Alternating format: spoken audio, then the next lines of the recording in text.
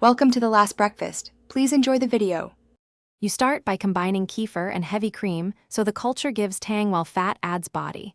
Mix 2 cups kefir with 1 cup cream and 1/2 cup sugar until dissolved. Once done, strain to remove large curds so the texture is smooth.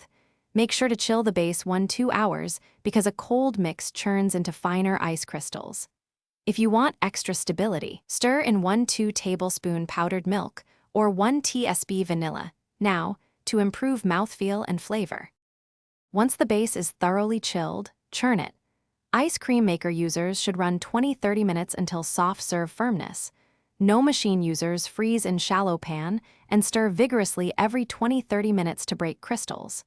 Make sure to add fruits or chocolate during the final 5 minutes of churning so they distribute without sinking. If your kefir base tastes too icy, a tablespoon or 2 of light alcohol or corn syrup lowers freezing point and keeps scoopable creaminess.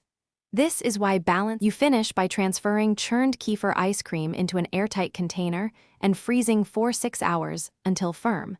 Make sure to press a piece of parchment on the surface to prevent ice crystals. Once set, allow 5-10 minutes at room temperature before scooping so flavors open and texture softens. If the ice cream becomes too icy after storage, try this troubleshooting tip. Briefly blitz about 1 cup in a blender with 1 tablespoon milk or 1 teaspoon alcohol, then refreeze for an hour to restore creaminess.